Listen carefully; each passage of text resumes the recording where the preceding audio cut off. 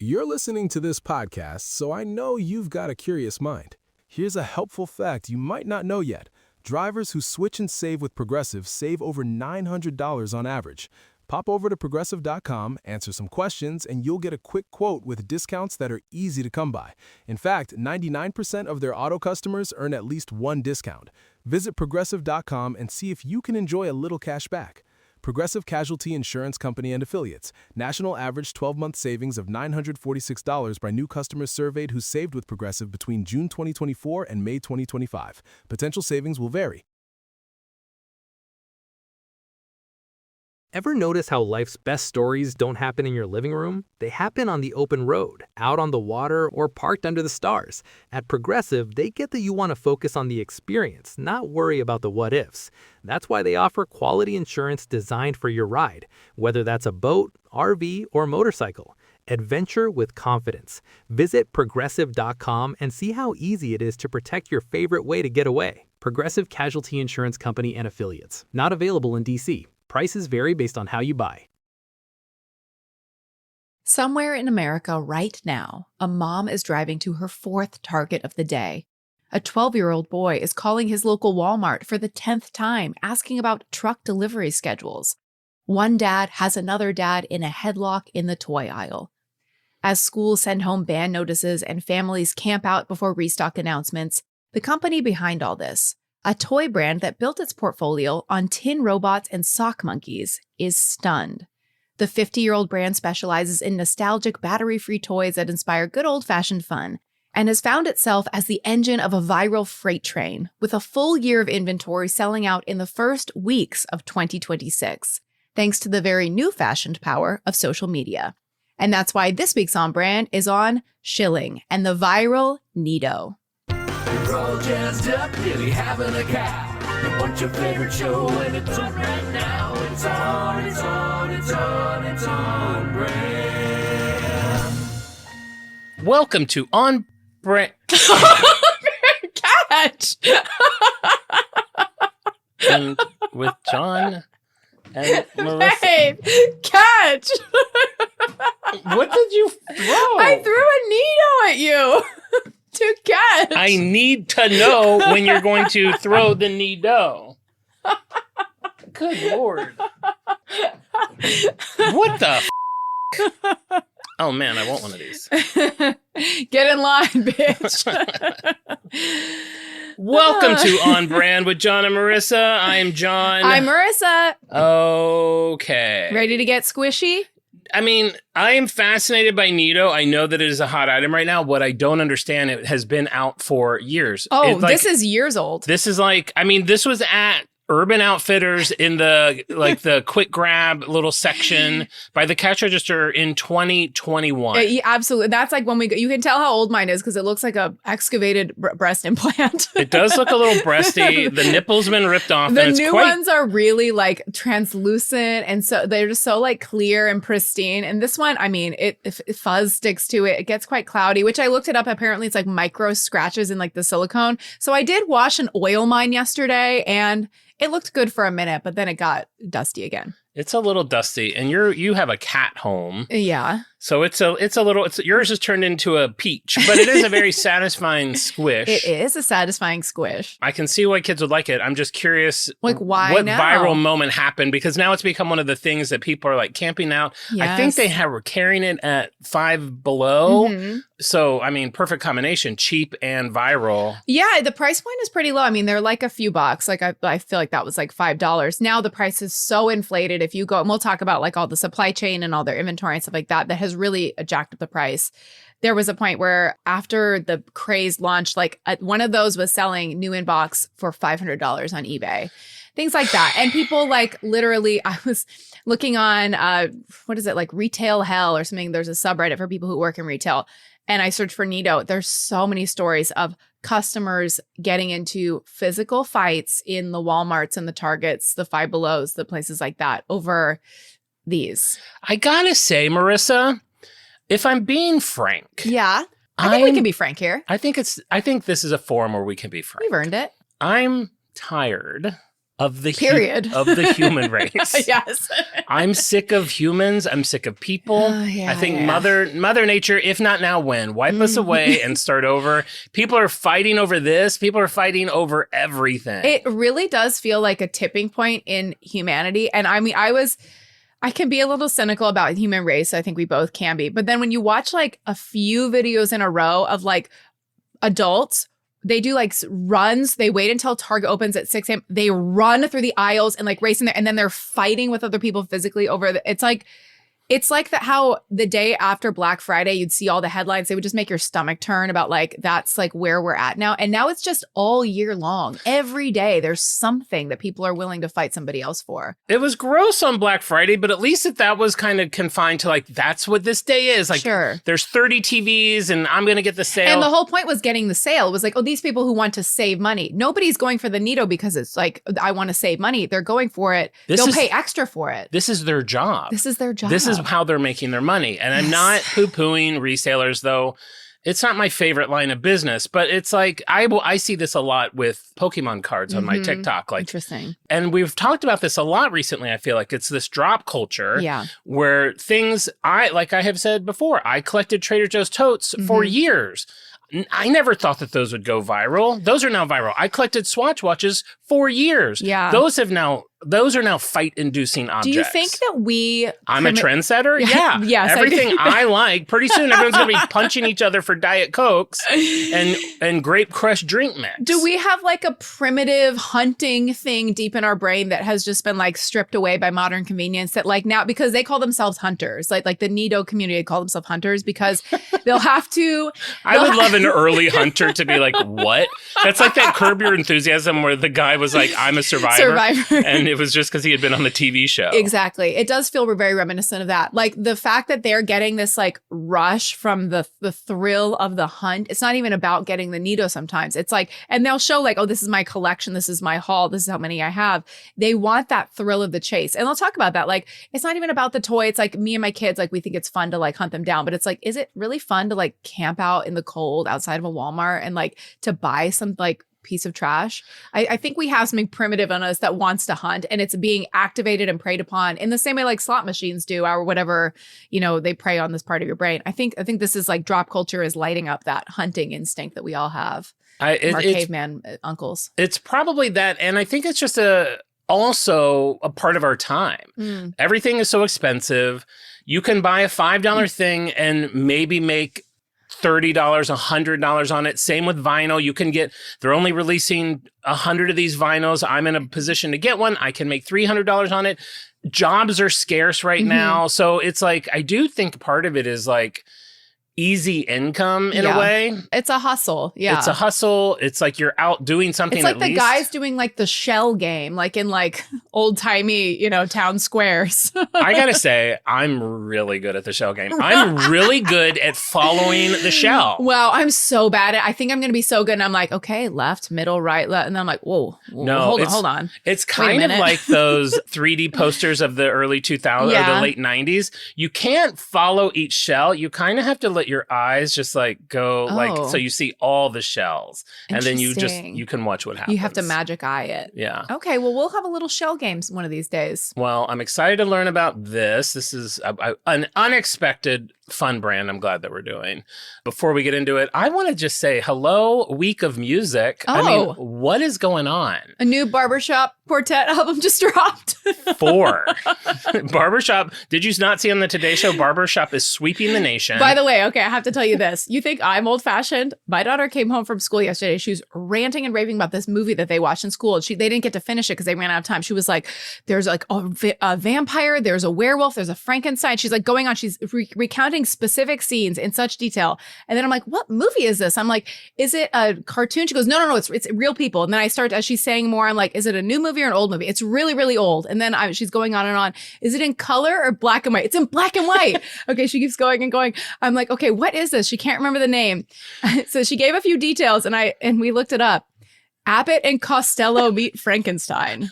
1948. She watched in school in first grade. That came out the year that In-N-Out started? The year Bubba was born. Are you kidding me? Yes. Oh my gosh. Ranting and raving, her new favorite movie. She's like, we have to see how it ends. So now this is going to be our summer project. My mom has a DVD player. We're going to go to like Goodwill and try to find like old movies. I think that's going to be like our little summer hunt. That's one of the losses of like the 99-cent stores that used to be. There would always be a pile of public domain DVDs. So there would be best. it would be like the 9 episodes of Lucy that no one owns anymore are on this one DVD. I feel like I see those at Dollar Tree still. Yeah, okay. Yeah. That's the kind of place I end up. You might want to check there. Mary Had a Little Lamb. Yeah. That's so anything Winnie the Pooh. So yeah, music. It's like, okay, first, Olivia Rodrigo's dropping her album. I'm so excited. I talked about that a lot on Off Brand this week. So she's been dropping singles. She dropped she did a live show, she's like my first song where I've had a feature on it, introduced Robert Smith. She's obsessed with Robert Smith. I love it. I'm going to... The three of you just need to go to Maui, rent a house. God. We're like each like so... Different. That would be a really good show. That would be a really good show. I should pitch that. Taylor Swift has a new song she introduced and played live at the Toy Story premiere. Oh, how was it? It's good. It's a good song. Okay. She's doing her, Woody and Buzz Lightyear have a bad breakup. Woody and Buzz finally see each other in a different way. What else can they do? I think the movie's all about the cowgirl, Jessie. Oh, good for her. She brought out Randy Newman and they did You've Got a Friend in Me together, which was great. Cute. I randomly... got my mail 2 days ago and had a postcard from Alanis Morissette that looks handwritten. It's like, you're invited. Oh my. Big hug. Okay, love Alanis. And I'm like, what is this? Wait, can I see that? Is that like really handwritten? No, I Are you sure? I've seen Pawn Stars enough to know. What good marketing. Oh, wow. I could not find anything about this online. I couldn't find anything about it on the Alanis subreddit. So I posted, like, has anyone else gotten this weird postcard from Alanis? And everyone's losing their mind. They're like, no, but we need to know what it is. Later that day, someone else posted, and then the next day she announced what it is. Does the other person's look just like yours? Exactly Okay. like mine, yeah. You can tell if you see the sheen that there's no, like, I've learned on Pawn Stars, like the crossover of ink when you like sign things, that is definitely printed. There's a smudge though too, a well-placed smudge. I know. I don't know how I got on that list. I never get things like this, but it was fun to get that in the mail. At first, like that whole day, I was like, ooh, am I getting something free? Is there going to be a follow-up? And then it's just like, oh, you can buy tickets to my concert in September. It's also like no further information. Nothing. There's not a QR code. No There's QR code, no website. website, no like secret words. I was like, do I have to hold this under a black light? Like, what? You're invited to what? What do I have to do? She's got a famous song called Uninvited. So any searches just led me to that. Oh, yeah. So there's that. And then, I mean, I'm going to give a shout out because it's Pride and because she deserves it. Madonna. Oh, yeah. Good for her. I mean, in the community. Okay, Madonna. Now, Madonna has been doing her own thing for 45 years now. I would definitely say in the last 2 years, she's, in the general public, has gone through some road bumps with like her plastic surgery and like going out before it had kind of like fallen into place or whatever it needs to do and looking a little wacky. She gets so many like hate comments from people when she's performing. Like she's 67 years old, I think. Yeah. 66 or 67. I'd like to see you up there at 67, you haters. Doing a 3-hour concert. She has to hold onto the rail when she walks up the stairs. She's not 22 anymore. Sure. And her music, people have been like, it's fine, it's questionable. It's not like what it used to be. This bitch dropped a 13-minute film this week that is like, she's got a new album coming out in a month. So one of the albums that the gays love the most of hers is Confessions on a Dance Floor. So she's releasing Confessions on a Dance Floor 2 in a month. So everyone's been all abuzz about it. The marketing has been off the hook. I don't even care that she's using filters or Photoshop or AI. Everything just looks gorgeous. Yeah. Does she look like a completely different person at times? Yeah. Who cares? That's what she does. Yeah, she's always looked like she's a transformer. I was thinking about that today. I was like, even if she were just to transform into pure animation, it's like, that's what she does. You go, girl. Go, transform. You're anime now. Great. You are a cartoon. So she dropped this. So she put together like this 13-minute mix that's like parts of 6 of the songs from the album. And it's just like this 13-minute dance mix. And instead of making a music video for it, it's like old school, like it's a film. It's like a total like vibe. I've watched, there's this one part of it from this one song that is so addictive, and it's so like, it's big. It almost feels bigger. And maybe I'm just like in a weird gay place. Madonna, like I even forget how much Madonna has meant to me growing up. Sure. I grew up at the perfect time as a gay person for her to be influential and to be like a champion and to be someone that like you just felt safe. Like you knew that she was on your side. I think a lot of the haters must be too young to remember a time where like that was kind of revolutionary. You know that's what I mean? that was one of the things I want to say today to the younger gays out there. And I know you're out there, and I know you, some of them listen to our show because I chatted with some of you yesterday during our Insta Egg, and you're lovely people. But what Madonna did, and I went through this when I did the Veto documentary, which is the documentary I won the Emmy for, which was all about an AIDS activist. This generation is removed from what my generation and generations before me went through. We all went through different phases of it. There was the Stonewall stuff where everyone really had to like get out. I watched a documentary on it this week. Like you forget, like you were arrested for being gay. Yeah. And these people are like the first time rising up and fighting, physically fighting police officers to say, no, that's not okay. And then like my generation comes around and we have like people like Madonna who's like navigating like the AIDS epidemic. Sure. And in her CD, she would put things like about having safe sex and it would smell like patchouli. And you're like, okay, queen, whatever you say. You're rubbing the card on your thing like, oh, wear a condom? Okay, I'll do it. Whatever queen wants. But really like, and then now we have this generation that I understand like AIDS is a livable disease and you have medicines that work with it. And I think I had this revelation when I did the Pride episode, the Pride flag episode. And I was always kind of like, what are we proud of being gay?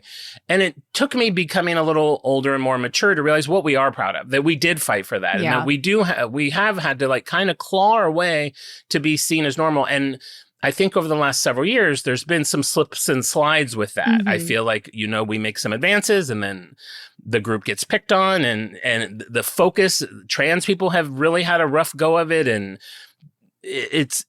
we just haven't been on a slow upward hill. So watching this Madonna thing felt so much bigger. Not only did it really feel like, wow, she's back. Like, it's just like, this video is just like, I mean, you can't not like... Well, you're going to be in the club this summer. I'm going to be in the club. And it's like all these like big cameos, such like a 90s thing. It's like Kate Moss and like there's some line like, hide the cocaine. And then you see Kate Moss like flipping her hair in the air. Cumberbatch, that big tall guy, Cumberbatch is in it. And he's like Sherlock Holmes is in it, like lip syncing a line. And like Debbie Mazur, whatever her name is, who I think was in a bunch of Madonna things. And like, that's fine. And it's just such a bop. And I'm like, not only is she back, it feels like it just in such a small way. There's like this little melting of like, maybe we can like get the gears to kind of like get back to where it at least feels like we're having progress. Yeah. So I'm just going to do a huge shout out to Madonna for 45 years of just doing what you're doing, competing against in this day and age, like some very talented people. For sure. But I think this new group of people rising up, I think it was smart of her to like do a duet with Sabrina Carpenter, because that does almost feel like kind of like someone made a joke once about Bruno Mars. They said Bruno Mars is like Prince if Prince was raised in Target. I kind of feel the same way about Sabrina. Sabrina is Madonna if she was raised in Target. They're kind of like these like watered down versions. It's kind of funny because now it feels like it's so anything goes in terms of like who you can be, or say like we talked about like wet ass. It's like, how is this like normalized? But then at the same time, it feels like artists are getting a lot safer. Yeah. Because they are, I don't know, like afraid of like any backlash, or maybe they're getting more curated by their producers. An artist like Madonna, who just is truly like on her own path. Like nobody told her how to dress or what to do. Or like it was only her. And I feel like that's kind of rare. So you do get like these watered down kind of versions of like pop stars a little bit. Yeah. And everyone's so worried about their image. And everyone has teams around them. Madonna was her team when she did it. Like, and back then it's like if she did something like it was on the news once and then maybe in a newspaper, but it didn't live forever. Sure, yeah. But it was also just like, I don't know, she's gone through it all. And I want to remember how much she has done. So that's I'm my glad little rant she's about having Madonna. another big surge. It's nice to look through the comments, and I if you're at all interested, check it out. It's called Madonna Confessions 2, the film. It's on her YouTube channel. And while you're on there, subscribe to our YouTube channel. It's free to do. And I need 1,000 subscribers by Iceland. 150 by August 8th. Shouldn't be that hard. Madonna has this video as of last night. Let's see. It had over 2 million views. And it was just so nice to like scroll through. Nice. Positivity. I am like a comments queen. And it's just like the queen is back. Every generation gets its Madonna moment. We're witnessing another one. I'm just so happy to be alive during the times of Madonna. For someone who, like, for the last 5 years, every comment I read is like, hang it up, grandma. My stockings, you old whore. Go to bed. Off, die. It's like, no, she's going to do what she wants. And respect your elders, first of all. Respect your elders, which, September, knock. Oh, excuse me. But I'm going to have my Madonna moment. Haven't been this stimulated in years. God, it's just so, I'm excited for her. That's really nice. I'm so glad for her. We're proud of her. I'm proud of her. I didn't want her to go out and like... You don't ever want like a fizzle for like a star. You know what I mean? And listen, even as me, as someone who I don't love to see the grills. I don't like to some of the stuff she does. I don't need to see her panties. I mean, I never really did, but I'm glad that she's having a moment that that looks like it might be celebrated. That's good. And I gotta say, her marketing team on this has been so wild. All this, like, there's so many variants. That's what everybody does. But then, like, one day you'll get an email like Madonna has a special variant just on Grindr, and you're like, what? So we all like flew to Grindr. I haven't even used Grindr in 10 years. And I'm like, bye, Madonna. There's like a $16. Usually albums are like $40. She made the Grindr version like $16. That was nice for the gays. And for the gays, we got to buy lube and other things. She gave us a cheap record. So, and then she's releasing it on even in the video, the Grindr's really gotten involved. I think they must have paid for that movie or something, because you can see the little Grindr symbol spray painted on the wall and stuff. Wow. So I don't know what she's doing, but she's doing everything right. Yes. Good there for you go. That's how it's done, ladies. That's how it's done, ladies. Get in there. All right, that's my really rant. exciting. Happy Pride. Here we go. NeeDoh. Insurance isn't one size fits all. That's why customers have enjoyed Progressive's Name Your Price tool for years now. With the Name Your Price tool, you tell them what you want to pay, and they'll show you options that fit your budget. So whether you're picking out your first policy or just looking for something that works better for you and your family, they make it easy to see your options. Visit Progressive.com. Find a rate that works for you with the Name Your Price tool. Progressive Casualty Insurance Company and Affiliates. Price and coverage match limited by state law. So when I was doing this research, I was like, wanted to just talk about NeeDoh because that is like the big viral product. But then I kind of like followed a path. It wasn't what I thought. And this happened to be a brand that I mentioned recently, Schylling. I mentioned it in... I didn't know this was a Schylling brand. So you're familiar with Schylling. Schylling has what I think, if I'm right, Schylling has the kind of... the retro Fisher-Price collection. That's what I was going to say. Yes. Well, don't they do the... They do a lot of vintage stuff. So it's a lot of... They have their own line of like little people that's like foreign, I think. They do a lot... Well, I'll get into the history and all that. But if you see them now, like basically their whole portfolio is vintage toys. So like Jack in the Box, sock monkeys, sea monkeys, things like that, as well as like some newer acquisitions. Like they have like Littlest Pet Shop and a couple other like newer things. But really the core of their brand is this like nostalgia vintage products. Oh, I didn't realize that they, it looks like they also sell NeeDoh butt plugs. That can't be an official product. I mean, unless I'm crazy. What is that? I don't know exactly what that is, but... That's good Dream Drop. That's the Dream Drop. That's the dream, because you'll be dreaming after you drop. Only available during Pride Month. Log into Grindr to get the exclusive NeeDoh butt plug. So yeah, a lot of their, even if you're not familiar with the name of the brand, I guarantee if you saw this in the toy aisle, you would recognize it, because they are all over really cute, like boutique kind of nostalgic toys, a lot of tin toys and things like that, which we'll talk about. I know their logo. They have a very simple logo. It's red and white. Like a pill-shaped It logo. always felt kind of like a fancy brand to me. Like it felt like, I don't know why I thought it was like Dutch or something. I was like, oh, the Dutch toys are here. Oh, and they had like, I swear, we'll try to find them. I swear they had their own line of like people. They're like little people, but they're not the Fisher-Price little people. Interesting. Well, what makes the NeeDoh story so fun is that NeeDoh is their only original product. So every other product that Schylling sells is an acquisition or a reproduction of a vintage toy. NeeDoh is their only exclusive invention. Yeah, I'm looking at and stop me if I'm popping your bubble. No, I mean, away. What a portfolio they have. I They know, have right? Care Bears, Fisher-Price, My Little Pony. So the thing is they don't actually have those. Like, they're not under the Schylling umbrella. They license vintage versions of those things. So, like, the Fisher-Price, for example, I was like, wait a minute, Fisher-Price doesn't, like, Schylling doesn't own Fisher-Price. They're licensing vintage Fisher-Price products. So they're still, remaking them. Yeah. The old, like, dog pulley and the little xylophone. So and cute, the which little we talked phone about. that's like this. Yes. I love those products. So that's a really fun gift if you're going to a baby's birthday. Damn, prices have jacked up. Little Fisher-Price cash register, $40. Get used to it, honey. All I have are 2 plastic pennies. I told this story in the Discord. We got some donuts by the bike path the other day, and 3 donuts was $50.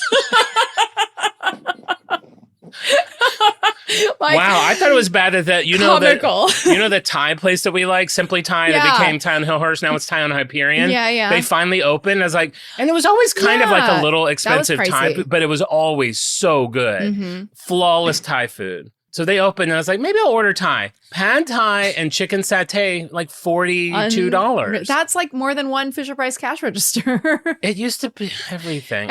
I know. I'm exhausted of complaining about prices. I know. It's really annoying because I also feel for the businesses. I know how expensive the rent is. So it's really, if we want to blame somebody, I'll blame, well, because in our neighborhood, a lot of places turn over and they're like, oh yeah, the landlord jacked up the rent. It's like $5,000 a month. I'm like, yeah, how many like pens and envelopes and notebooks does a stationery store have to sell to cover like a $5,000 a month rent? It's like ridiculous. I know. Stores like that I always question how they were in business anyway. Sure, yeah. You like walk past a crystal shop and you're like, aside like you're moving a lot of person's crystals in there, like who's buying crystals? The ones that really get me, which I don't understand, are in Glendale, the chandelier stores, which we may have talked about before.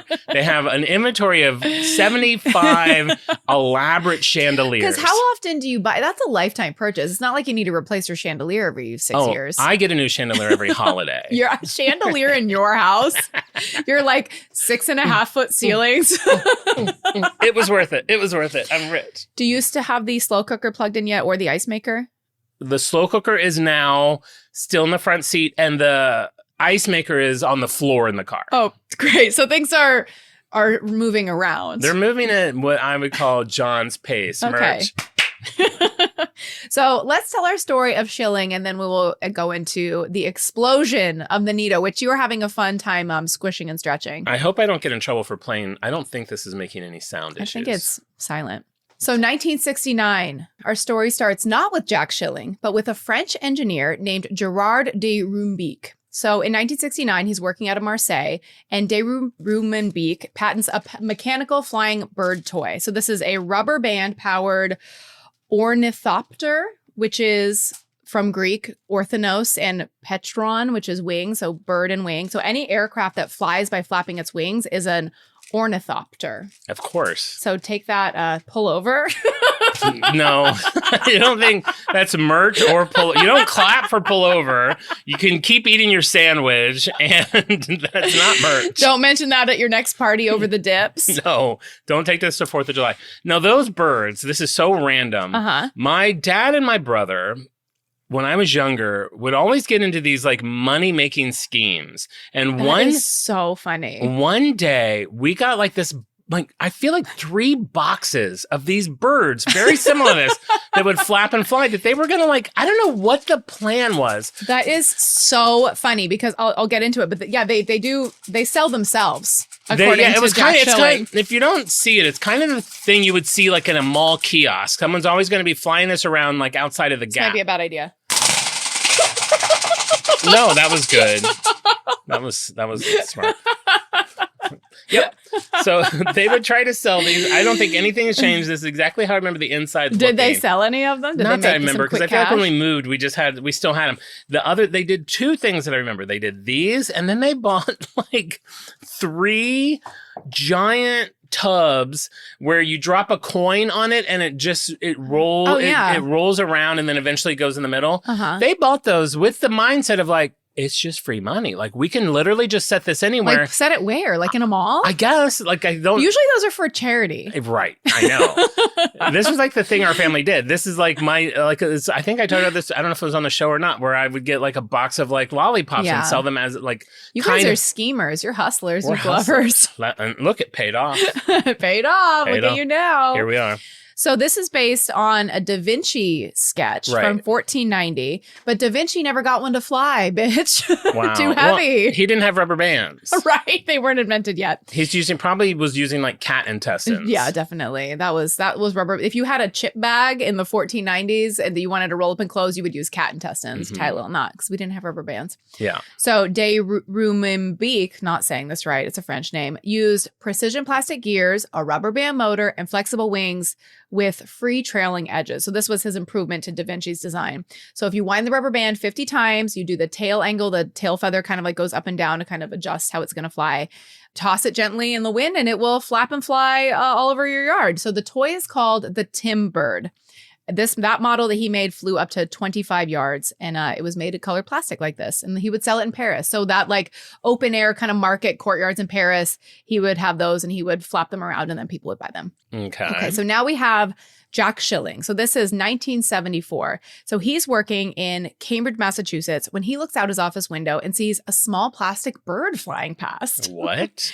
He runs downstairs, finds a street vendor, and buys one on the spot. So he is immediately obsessed. He writes to the manufacturer in France. He orders his own supply, a regular Daddy Glover. This is what immediately he does. Calls France. I need the number of your distributor because I am the captain now. Right. I sell birds. He sells birds now. He orders his own supply. He gets a street vendor's license. And he starts selling Tim birds from a cart in Harvard Square. This is how different we are. I would buy like one of each color, two of each color, put them all in storage, and then go back to work. And this guy's like all of a sudden a bird vendor. Well, his parents were also confused because he had graduated from Harvard. He's working in Cambridge. They're wondering why he is now working as a street vendor. Good point. And Jack, he says, isn't this obvious? The toy is selling itself. So you wind it up, you toss it, people passing by, the bird is flapping across the square. People are just handing over money. It's like, he's like Lori, like QVC. It's like the product sells itself. They're like, you had a job that made $180,000 a year, and now you're getting 75 cents per bird. Okay. So over time, the Tim Bird kind of evolves. Originally, you couldn't use it on windy days. You could only use it if it was still out. Bye, Tim.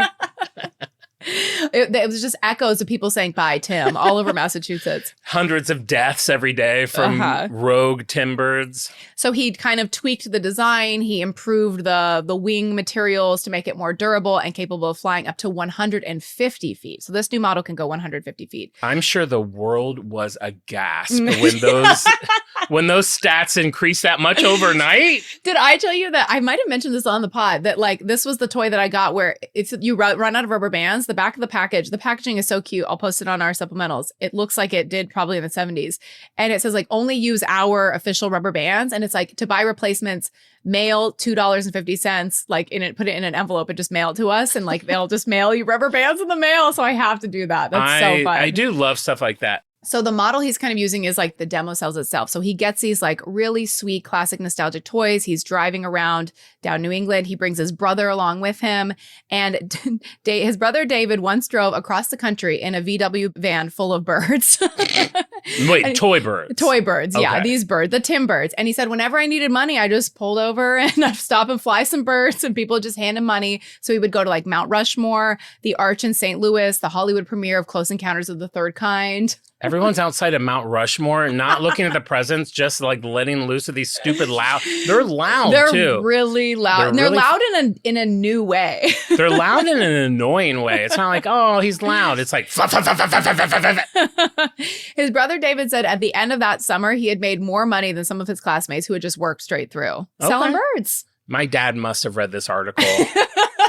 My dad's like, Tom, I got it. You know what I'm hearing? It's the beginning of summer. Keep the legacy going. I mean, sell maybe some I should birds in get our a- neighborhood. I'm on Hollywood Boulevard now with these things. I never see them being sold. I see a lot of crap being peddled in carts. I never see these. You're shocked that you never see someone I'm hustling shocked. these? Because I think they've come out with way cooler things now. No, they haven't. They're cool. We'll do it outside. They're cool. There's like that one lasso thing that they have in the mall now that like freezes. Like it looks like so oh, yeah. cool. Zip string. I got one of those at the thrift store. See? Yeah, those are cool. Maybe those are we Shark should, Tank. we should sell these outside of the thrift store. Well, we can sell one. I only have one. Oh, we should buy a crate. I'd actually like to keep it. Ask your dad who his distributor was. So now it's the early 1980s. And so now he has like basically a real wholesale business with his products in boutiques in Massachusetts. So he makes the move that defines Schylling for the next 4 decades. He starts contracting manufacturers in Asia to produce custom products of his own designs. So these are classic toys that he is now producing his own version of. So the category he gravitates towards is tin toys. Okay, tin toys I like. I feel like, is this like the people, like when I go to West Elm and they have a tumbling blocks game, Yes. which is like Jenga, Yes. but the wood isn't as smooth. It doesn't work like a Jenga. I can't take a piece out without pulling the whole thing down. Jenga's Jenga because Jenga's Jenga. Yeah, I mean, they do have something. The Schylling website has like a slinky, but it's called like a slonky or something, or like a springo. Of course it's a slonky. They have tumbling blocks, slonkies, numbered bricks. Everything is just a fake thing. Sure. So tin toys had their golden era in the 1930s through the 1970s. And so if that was around when he was a child, like the toys that he loved playing with when he was a kid. So when Japanese and German manufacturers produced elaborately lithographed mechanical wind-up toys in that time, they were in like, every toy was basically made out of tin, because at that time it was like, what, wood, tin? There's no plastic. You had to be creative about what kind of materials used. Yeah. So Jack believes that there is a market. So this is adults who remember tin toys when they were younger. Maybe they have kids now. Now they have money to buy them. It makes them feel good remembering their childhood. And he ends up being right. So Schylling builds what becomes one of the most complete libraries of tin toy reproductions from the golden age. So some are from the 50s, some go back to the turn of the century. By the late 1990s, Schylling is the world leader in the manufacture of Jack-in-the-Box toys and tin kaleidoscopes. Do you ever mess around with the Jack-in-the-Box? I find them to be quite surprising, even though I know it's coming. I know it's coming. I don't know that I must have had one at some point. It does. I don't have I don't have any like strong memories with them. This would be a fun if anybody lives in Massachusetts. In October of 2024, the Wenham Museum in Massachusetts opened Tin Toy Story, which is an exhibition of over 100 toys from his personal collection alongside items produced by the company. So he was like a collector like you are. I mean, imagine if you had a museum of all of your, Stanleys or your totes or igloo coolers. Imagine if I did. I think you will someday. I realized I was getting brands confused. It was Mobile or Mobile that I'm thinking of that has the other line of little people. Yes. It's like a blue logo or blue packaging, I think. But they're almost like Fisher Price little people, but like it's a a little whole knockoff, world yeah. of like, this is the firehouse and this is the whatever. Yes, I know what you mean. Yeah. So 1980s, 1990s, Skylling's reputation is for these like beautiful, tactile, nostalgic toys starts to grow, and then licensors start to call. So now the logic is if you need a tin Jack-in-the-Box or a porcelain tea set for these character properties, Schylling is like the name in the game. So nobody does it better. So you have Madeline, Curious George, Babar, Thomas and Friends, Speed Racer, Betty Boop, Popeye, Raggedy Ann and Andy, Wizard of Oz, Dr. Seuss. Simpsons? I bought a tin Homer Simpson. I wonder if that was a Schylling. I mean, they were like no other brand was doing it. So I felt like Schylling had like the reputation of like, well, this is going to be like quality and they have like good manufacturing. So maybe it was a Schylling. Maybe it was. We'll have to check eBay for that. Early 2000s, now they have $20 million in annual sales and are in approximately 15,000 retail locations worldwide. The company lands the era's most coveted toy license, Harry Potter. So Skylling's contribution is very on brand for the world of Harry Potter and Schylling strong suits. So it's like tin mechanical toys and collectibles, little Hedwig mechanical tin coin bank. And I know that because I had a lot of Harry Potter merch when the first movie came out. I must have had some of this stuff because a lot of the Harry Potter stuff was like old-timey, old-fashioned looking toys, like reproduction of things from that. Yeah. The specialty retail relationship was the engine behind all of it. So Schylling at this stage is not a mass market company. It prided itself on being in independent toy stores and was kind of like almost like a jelly cat. Like it's almost like they don't want to be in Walmart at this point. They want to be in like the boutique, the gift shop, That's the high-end toy store. That's how I feel like I remember them. Like they would have their own little shelf or their own little corner. It was their own little world. With like a Schylling, like a end cap, something. Or like a spinny something. They definitely were their own thing. That was very intentional. So they said specialty retail has been and continues to be the heartbeat of Schylling. These stores keep us connected to real communities and real feedback. They've shaped how we think about quality, service, and authenticity, which is just like such a nice thing for a company to care about at this point. Yeah. I feel like that's already kind of like gone the way of the dodo. So you would see them, boutiques, gift shops, museum gift shops, the places where the buyer is a person who knows the product and the product is now very synonymous with quality. 2013, Jack Schylling, he's 63. He sells to a Boston area private equity firm, Crofton Capital and Gladstone Investment Corporation. Oh. Paul Weingart takes over as president and CEO, and Jack, he's now an advisor. He's put in his flaps. He's ready to take a little bit of a break. 63 doesn't even seem old. Not anymore. This was, I guess 2013 wasn't that long ago. That's not that long ago. He's not younger that than old. Madonna. I was about to say he's younger than Madonna, and he's like, I'm hanging it up. He's hanging it up. He's tired. So it's been now 38 years, a street cart to a $20 million company. And now it's time for the next phase, private equity. So Weingart, this new CEO, he signals ambition and he wants to grow the name beyond these specialty retailers into mass market. So this is like exactly the opposite of what the previous like ethos was, which was like, we want to be in these little like boutiques where like somebody's buying like a caramel apple and some taffy and fudge. And then they're also picking up like a little, a sock monkey. It's like the opposite. It's like, no, we need to be in like every store in America. That's what private equity does. I know, right? So he inherited a beloved, profitable, creatively rich company that, by Jack Shylling's own admission, hits a lot of singles and doubles. But Weingart, he wants the home run. So this is what the plan is now. I didn't know that was a sports reference until you said home run. I was like, singles and doubles. What does that even mean? Like Ones and single twos? People? I'm alone and I'd like to buy a toy. I run over a lot of single people and a lot of pairs. Pears, like two, or like the fruit. Talk about a fruit that easily bruises. Oh my God. Why do they even sell them in stores? They think that little, like those panties they put on them, that's going to protect them.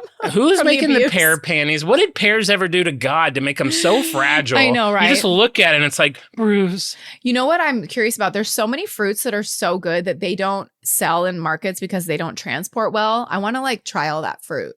I don't know about this fruit. Yeah, there's like so much local fruit. Like, you have to go to like a field? Well, yeah, you have to like pick it yourself. Oh. You have to like pick it from a bush. Like loquat trees around here, you're never going to find loquats in stores because they bruise too easily. I'm not a fan of loquats. Loquats they look like the little oranges. No, those are kumquats. Kumquats. No, don't like. Who likes a kumquat? Who likes a kumquat? Who is eating an orange and wishes it was more peel? Everyone's like, you can eat the peel. I'm like, yeah, you can, but I can also eat a banana peel. Doesn't mean I want to. Why would I? Kumquat is all peel and seeds. All peel, 1 drop of juice and 16 seeds. That's people who scoop their bagels also like kumquats because it's like a little God. just a taste. Don't get me started. They're like, I just picked these fresh off my tree. Peel, peel, peel. This is going to be really important for you. 2018, Schylling buys the lava lamp. Oh my God. That's literally when I was in my lava lamp phase. Oh my gosh, wow. Wait, now Check I remember. the box. I remember going to the Schylling, the website now, because there's a lava lamp that I kind of want. There's a massive one that's like this tall.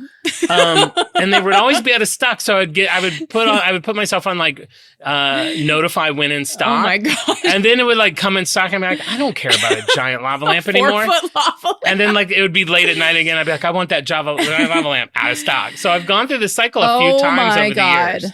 Again, where is this going? We don't have room for this. Babe, you get a big lava lamp. You find a home for it.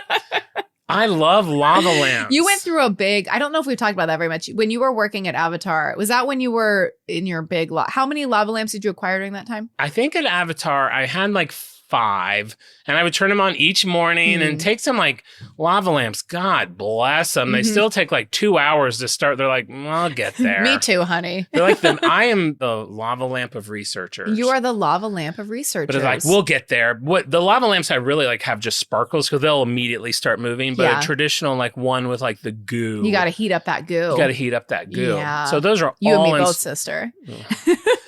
those are all in storage now. Oh, man. And now the storage unit probably gets to 200 degrees in this middle of summer. They Those probably are all boiling and exploding.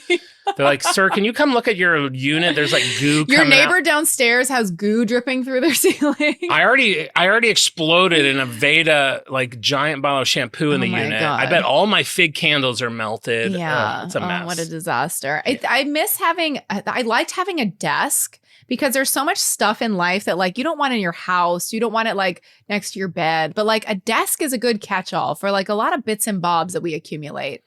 I would do that. I mean, I didn't have all the lava lamps when I worked for quite a while. I worked right outside of Mr. Cameron's office, and did he ever comment on your lava lamps and go, "Wow, this is giving me an idea for a new movie"? I didn't put them up when I was down there. Oh. I had a different desk where I would put them up, but I even let that desk get a little junky. God, I'm just such a junk guy. I'm junking at my office in front of James Cameron. I'm like, here's a doodad. I got this little thing at Wendy's. He's like, I'm making billion-dollar movies. You drove around town for a special Stranger Things Wendy's kids meal toy? Yes, Mr. Cameron. Here's your research. May I have a raise? Okay, so 2018, Weingard makes his first major acquisition as the new CEO. In January, Schylling purchases the worldwide trademark rights to the lava lamp brand from Lifespan Brands. Lifespan. That sounds right. Feels like a 70s, like probably been dusty. They're like, we still have the license to this? Yeah, you can buy this. Yeah. $2 billion. Right? I know. It's worth it. So they have the name, they have the shape, they have the goo, they have everything. So Lifespan has been distributing lava lamps since 2009, and now Schylling owns it. Weingard calls it one of the most recognized consumer shapes of all time. Do you think you could recognize a lava lamp by the shape? Oh, yeah. I can tell when it's a fake one, too, because their shape is it's just so. What always cracked me about a lava lamp is you take the little cap off, which isn't fastened on in any way. Yeah. It just pops off. And there's like a soda pop lid on it. Right. I'm like, wait, so can I just, I can. It's like a Martinelli's. Yeah, it's like a Martinelli. No, you can't twist it. You have to pop it off. It's like a 1970s Coke cap. Yeah, yeah. And it's like, it just feels like it lends itself to children drinking it. You shouldn't drink it. You don't want to drink it. I mean, or at least like pouring into a bucket and stirring it with a stick. Something. See what happens. Yeah. So this is even though it's maybe not in line with the trying to keep the brand small and cozy and in boutiques, this is very on brand for Schylling. They're buying a classic, beloved, tactile, nostalgic product with a devoted fan base, and still zero computer chips. They're kind of very proud to be very like a low tech company, kind of a throwback company. I mean, the lava lamp runs on a 25-watt light bulb. Amazing. It's pretty incredible. Yeah, and I feel cool. like when they bought it, they did get it. All of a sudden, it was in like the dorm section of Kmart. Kmart.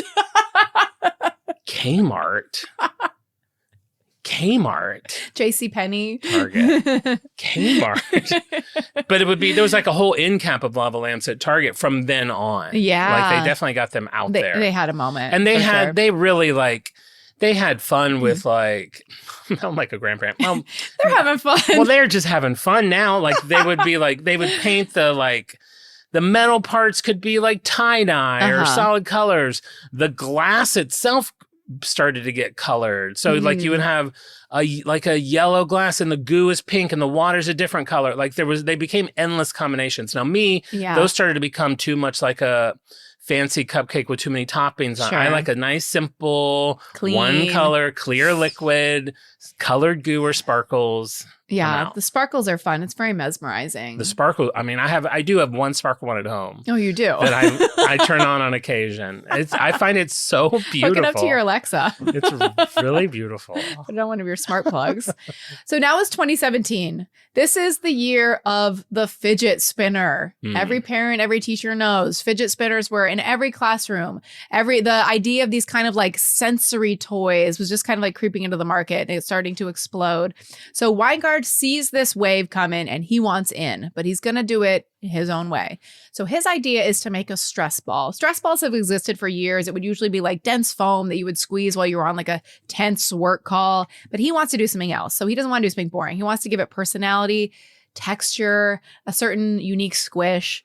something that feels designed instead of just being like manufactured, like you get it like a PR, like some swag at like a business conference. Stress balls also got really popular in the late 90s, early 2000s because there was the whole fear of carpal tunnel syndrome. Oh, interesting. I don't remember that. So people were using keyboards all the time, so their wow. hands would get. So then we had all those like hand exercise to things keep your hands limber. to keep your fingers limber. Interesting. Wow. So the result, not this product, but the NeeDoh Groovy Glob. So you probably have seen this as one of their flagship products. It's in a small box. It's a black box with like 70s aesthetic. It almost like looks like lava lamp branding. It has colorful like neon ball with a squishy, squeezy, more squishy than this substance inside. And the logo is on the box. It says, touch me, pinch me, squeeze me, squish me. Schylling files the NeeDoh trademark on November 21st, 2017. So this is, as I said, this is the first and to date only genuinely original product that Schylling has ever invented from scratch. Everything else was an acquisition or a reimagining. This is the uninvention. Wow. That's a pretty good one. It's a pretty good one. But I mean this it did take time. This falls into like that world of like find a foam. Like this is just like a goo. Find a goo, right? Find a goo.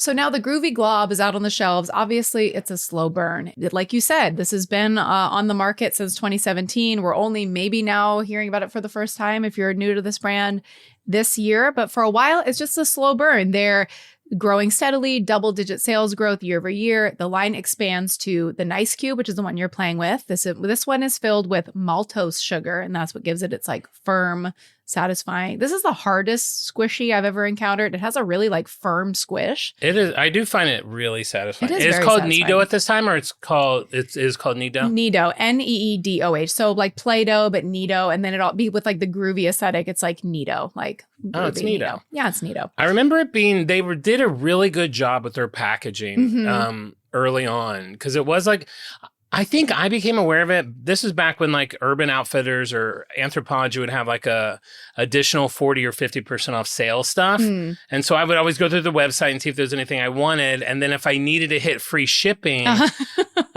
Urban would always have NeeDoh in there for like $4. Yeah. And then it would be on sale. I was like, I'll throw a few NeeDohs in there. But it was like bright. It was like black, like a it was like black box and with bright. like kind of a groovy 70s font, and then the product itself is always like really brightly colored. So yeah, it is. They wanted to stand out on the toy shelf. It was like a modern 70s, because I don't usually like 70s aesthetics, but there's like, I think it was like 70s and 80s. It was like the font of the 70s and the neon of the 80s. Yeah, like black boxes with neon writing. Yeah. So they expanded. They have the Gumdrop, the Fuzzball, the Snowball Crunch, the Dream Drop, the Butt Plug. The butt plug. And by 2023, the range has over 150 million TikTok views, no paid influencer campaigns, no PR firm, no strategy, just very organic, natural growth. And I think over those from 2017 to 2023, that like squishy sensory toy market was just kind of explode. I mean, everywhere you go, you find toys like this, like little squeezy, stretchy things like that. That they're in every like dollar section at Target or in like goodie bags, classroom treasure chests. Like everybody's had the little like squishy animals. The little animals with the bellies. I like this more than I never got into the fidget spinner, that craze. And I know this is in that world because it gives you something to fidget with. I didn't understand those like spin the clicky things that, or the spin, or the little pops. The little pop ones now. That's like a page. It's almost like bubble wrap, but not really. But not really. Not the satisfaction of the pop. I don't know anybody who actually likes those. I feel like they're being forced upon us. But this is like when I was reading through this, I was like, you just play with it. Like it's really easy just to like keep your hands busy on it. Yeah. It's super fun. So it's growing really organically, and marketing professor Dr. Jenny Gyo of Birmingham University describes it as slow burn virality. So this is many independent creators, small creators, independently posting squeeze videos over months. This is also kind of one of those like, it feels a little dystopian, which is like people filming themselves like squeezing and playing with things. But it does contribute to the brand growing and getting to be more aware on people's radar. I've seen so many videos of people running through Target to get these. Insane. It's so stupid. It is so stupid. But I don't want to like judge because I get into stupid things too. Well, everybody's stupid in their own way. Yeah, we're all stupid. So what is a NeeDoh? Let's have a little Wonder Wagon moment. So the outside is made out of thermoplastic rubber. So this is stretchy, durable, the same family as rubber gloves and medical equipment. non-toxic, hyperallergenic, BPA-free, phthalate-free, latex-free, rated for ages 3 and up. The Nice Cube, which you're playing with, so that is food-grade maltose, which is barley sugar. And this is like a food. It'll be an ingredient in some supermarkets. I'm cooking. Barley sugar is like a food. And that is apparently food-grade barley sugar inside. This is the top seller. This was the one that went for $500 on eBay. And this is where things get tricky. So maltose is the same sugar. It's used in brewing, candy, breakfast cereal. People on Reddit have been biting into these. Do you feel like you want to bite it? No. So people have been biting into it. They feel like they want to bite it. I saw people on Reddit being like, my friend bit a Nice Cube and it tasted sweet. Like, are they going to die? It's like, no, it's food grade. You shouldn't eat it. It's non-toxic. But Schylling had to like issue a report saying like, don't eat it. It's not food. It's not prepared in a food safe environment. Right. There are also documented cases of a skin irritation, a small number of injuries, people accidentally ingesting too much. I don't know. It feels like it's one of those things that maybe 2 kids accidentally ate like a whole Nice Cube and got a tummy ache, and then it was in the news. Yeah. The Groovy Glob, the original product, so that's like just like it's almost like the size of like a ping pong ball, maybe a little bigger, in a neon color. And that one is filled with PVA or polyvinyl alcohol, which is the same material in white school glue. So it is it's more squishy. It's the kind you squeeze it in, it like kind of like pops out on the like part that's not part of your fist. White, I mean, can we talk about white school glue for a second? It's like the cauliflower of school supplies. People use it to make slime. They're making squishy, groovy balls with it. Uh-huh. It's like, girl, just let me stick It could be rice. It could be pizza. It could be anything. Make it a crust. It's like it just wants to stick 2 things together. I know. It really has a lot going on for itself. The Snowball Crunch is filled with cornstarch, which gives it like a crunchy, compressible texture. And I've done this before. You can take a balloon and fill it with cornstarch, and it almost has like a scrape to it a little bit, like a little bit like halloumi cheese, or there's like a squeak. Man, there's like squeaky cheese. It's like a squeaky cheese. So these are like pretty basic ingredients. I mean, sugar, school glue, and cornstarch. This is like pretty simple stuff. Billions of dollars. Okay, this is when everything changed. This is like the flashpoint for the brand. Okay. Holiday 2025. That was just this last holiday. This last holiday. We're still in it. This is like, I mean, I don't typically do like a very like of the moment brand. And this is one of them. You don't? You've done Listerine. You've done Vaseline, Oval. I should do Ovaltine. I should get all the E's. Frownies.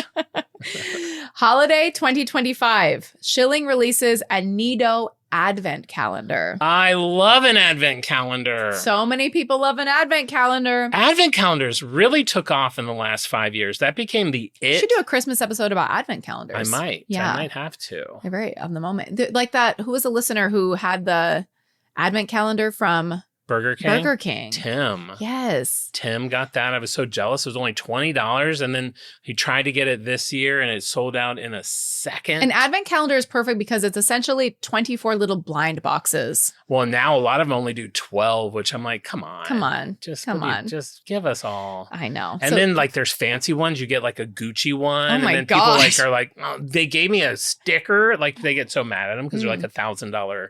I'd be mad too. Yeah. Yeah. So the NeeDoh advent calendar goes on the shelves, and then much to NeeDoh's surprise, it goes quite viral. So this was no intentional campaign or push that they did. People just started posting about them opening their little doors on their NeeDoh calendar. The algorithm picked it up, and this was now 8 years of slow accumulation with the brand, just the NeeDoh brand, just like slowly growing, getting on everyone's radar, now hitting the tipping point simultaneously with this advent calendar. So people who had never heard of NeeDoh before are suddenly like, oh my God, I need the advent calendar. What do they make? I need to buy all these nice cubes. Within the first 9 weeks of 2026, Schylling sells through their entire annual inventory of NeeDohs. So they had a warehouse somewhere with a year's worth of NeeDoh, and it was gone in 9 weeks. Oh my God. Pull over. So he said, the CEO Weingart, he says, no company could have planned for this. It's been fantastic, overwhelming demand. It just well outstrips our ability to replenish. So this is not like manufactured scarcity. This is just like, actually, they don't have any more of them. There was no way they could have anticipated this. In February of 26, right as NeeDoh is going supernova, the exact moment that they need to restock as fast as possible, the factories in China that make NeeDoh shut down for 2 weeks for Lunar New Year. So Oh, demand is at an all-time high. The supply is at zero, and they're calling, hi, we're out of office. We'll be back next month. So Schylling is freaking out. They need to cap distributing orders. They need to make new molds. They need to find other facilities for manufacturing, ramping up the production. They are hoping that they can replenish the supply enough to meet the demand by summer. Hello, summer's right around the corner. So they are watching the internet now. Ignite the Flames is the hottest toy of the year. And all they can do, I mean, imagine how it would feel to be the CEO and know that there's such a demand and being like, we don't have any more to sell. And then the resellers, the people who maybe somebody you had, maybe you bought, 20 NeeDohs from Urban Outfitters over the years. You could post those on eBay at the peak of this craze. And maybe not $500, but people are reselling them for quite a bit of money. To the fool that spent $500 on this. What a fool. I hope if you're our listener, we support all your decisions, but foolish. It's quite foolish. This is when now, we're still in this now, NeeDoh hunting is like a full social media genre. This is what you're talking about. Creators are filming themselves, driving to, I don't even want to call them creators. That feels like No. they're not creators. No, they're not creators. They're not artists. They drive store to store. They sprint through the toy aisle. The moment there's a restock, people hide them over this, that thing where people like hide sought after merchandise like all around so they can, it's like, I always want to know if those are annoying. true. I see videos of people that are at Target and like, I'm just going to check under the floor. And then they lift it up and there's like an action figure from like 1983 in it, like score. And they try to ring it up and it doesn't ring up. And then it's like, what It's is probably that? Pawn Stars. It's probably fake. I feel like it's all fake. Yeah. So some stores are selling 1,500 units in under 2 days after announcing when they get new stock. And one toy store owner estimated 99% of all the incoming calls for an entire week ask about NeeDoh. So in this subreddit, this like retail hell subreddit, people are talking about the number of phone calls they get even before the store opens, 10 calls in a row from parents getting mad or like suspicious. It's like, when's the truck getting there? We're going to wait. Where does the truck park? Like wanting to like get the driver, like buy them before they even like make it into the store. Or a store that doesn't have like a limit on how many you can buy. A mom coming in and buying like 40 of them and then just walking out of the store with a box of 40 at like 6:01 a.m. And then everybody else being like, do you have any? And it's like, sorry, your store doesn't have any quantity limits. I don't agree. I don't love the stores that don't have quantity limits. I Mhm. think that's the least that they could do to protect it. But do Sure. you realize there's like at least 3 of these events going on that I know of at the same time? You've got the NeeDoh people, Mhm. you've got the Pokemon people, Yes. and then at 5 and below, you have the dumpling people. There's like this, like, it's like a blind box where you get like, like dumplings come in those like wicker basket Yeah. things. I think the dumpling might be Schylling?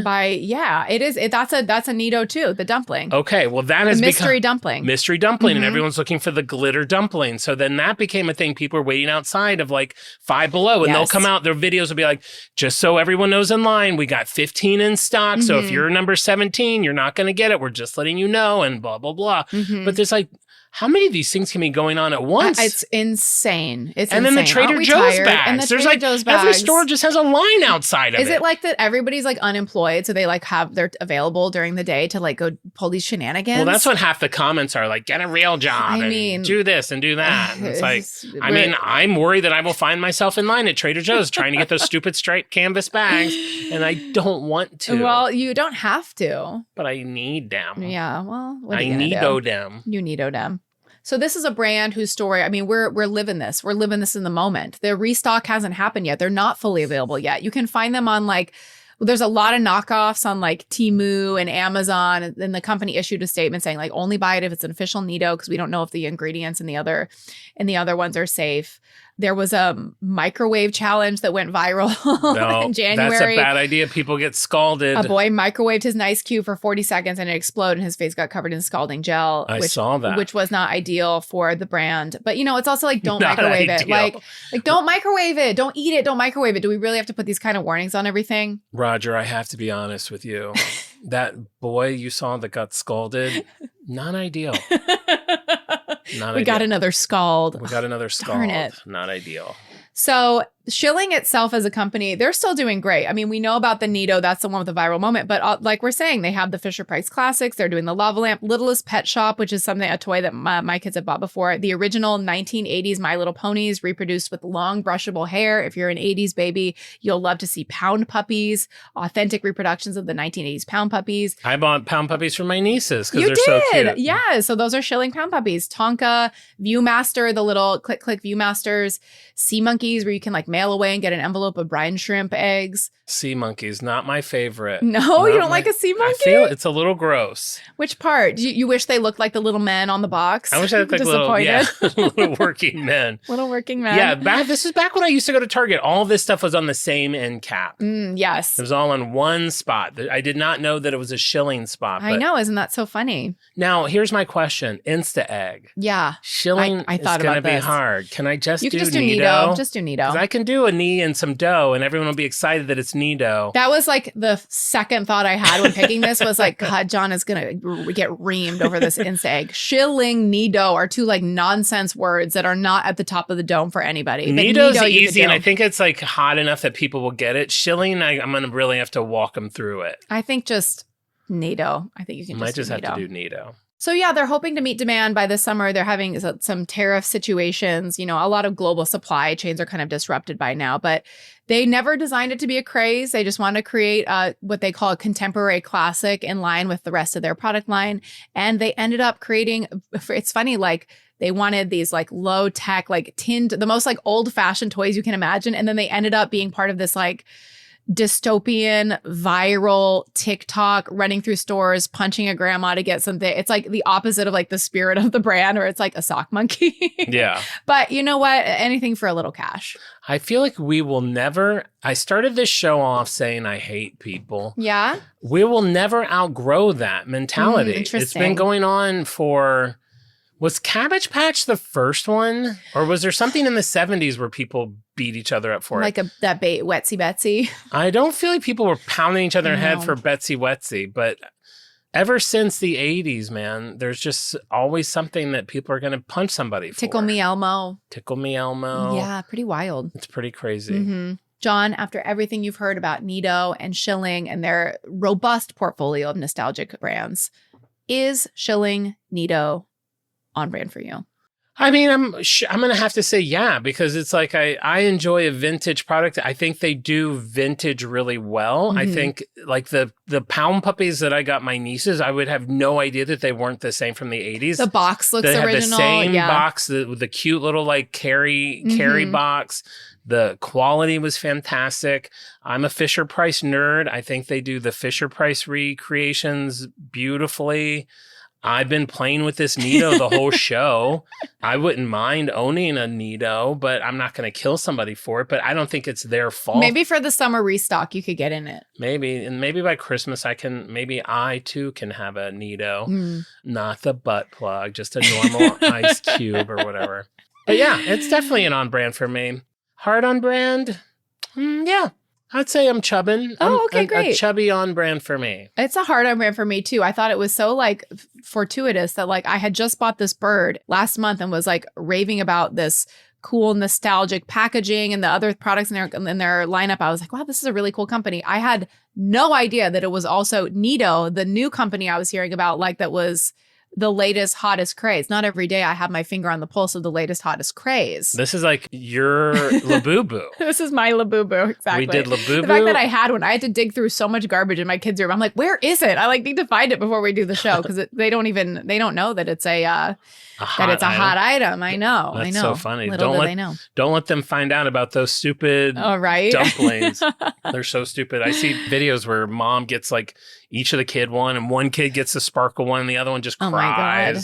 We need a Great Depression. We deserve it. Well, that's it for NeeDoh and Schylling. Fun story. Very fun story. A brand I did not know. And that I didn't know you had knew. a personal connection to the birds. I know. I'm Very glad cool. that it's been a part of our family for years and years and years. I love it. I love it too. Awesome. Well, thank you. That was a very fun brand. Now, you know what? I feel like I stepped over this. How were 3 donuts $50? $40? So they were fresh fried to order. There were 2 like cinnamon and 1 like maple that had bacon on top, and Al did no bacon. So it was like the two price stays the same, I'm sure. Of course. The 2 cinnamons were $11 each. The bacon maple was $13. And then plus like tax. And I think this is one of those restaurants that has like a quality of life fee like added in, like a you're paying we need you to pay our employees fee. Yeah. They also want really good health insurance. So could you give another $4? It feels especially like to get it to go. It's like I'm not getting the plate. I'm not getting whatever. And then of course a tip. And Al was too embarrassed to like say no tip. So he tipped 20%. And then somehow that math comes up to $50. $50 for 3 donuts. They were very good, but I'm like, how much can you enjoy? I like Krispy Kreme. Like I like good Mr. Good's donuts down the street, a 70-cent maple bar. I could eat a Krispy Kreme and be completely satisfied. Oh my God, they're so good. Or Randy's Crondy. Yeah. Wow. Apple fritter, $1.25. Get out of town. That's too much. All right. Well, there you go. All right. Before we go, I need to give a shout out to our Freaks of the Week. And if you don't know what it means to be our Freak of the Week, why that simply means that you play our Insta egg game, you guess it right, I send you a freak badge, I put your name in our wheel of freaks, I spin it, you're one of 300 people, and if God is on your side, it picks your name. I do this 5 times every episode, and these 5 lucky people are our Freaks of the Week. This is for the Listerine Insta egg. We have Al Photo Spam, and I checked with them, they said that's what they wanted their shout out to be. Unless it's AI photo spam, but I think it's Al photo spam. Yeah. Megan Murph, Lauren Wallace, Nicole Bay, and Ava Garrison. So thank you guys so much for playing the Insta egg. I have so much fun making them. I'm glad you enjoy playing them. If you're not on our Instagram, get on there. Check out what we post. We post a lot of stuff in addition to the show. You get to see behind the scenes footage. You get to see my Insta, you see Marissa's posters, you see all of our supplemental material. You get to see if the founders are hot. You get to see us make little jokes and this and that. So follow us on Instagram if you can. And like I said earlier, I'm trying to get 150 more people to subscribe to our YouTube by the time I leave for Iceland. That is August 8th. We're at like 842, I think. So 160 more people is that not even right? We don't do math. 840. 940. Yeah. 160. Wow, we're learning math. 160 more people. You just aced your math test before summer break. I'd love it if Bjork was the 1,000th subscriber while I'm in Iceland. Maybe she'll do it live during the rave. She's like, wah, wah, wah, wah. It's like, and I'm like, can you just click here? Click to subscribe. You have her phone. I have Bjork's phone. I also have one other shout out I'd like to give. Now, this is for someone who has worked tirelessly for the last 6 years studying and recently finally got her PhD in public health. Wow. She is currently doing research around the LGBTQ plus health policy, and her name is Carolyn. Oh, and she's Carolyn. a very devoted listener. Her friend reached out to us and was like, she's like, Carolyn loves your show. She loves hearing the shout outs people get. She now has her PhD and she's worried that she's run out of milestones that might earn her a shout out. So Carolyn, we just want to tell you that we appreciate you. Congratulations on getting your PhD. We're proud of you. We are proud of you. That is something that neither one of us could accomplish by any means. Not. Thank you for devoting your time to the LGBTQ plus community. And thanks for being a listener. So there you go. You got your shout out. Woohoo! All right. And that's all I got.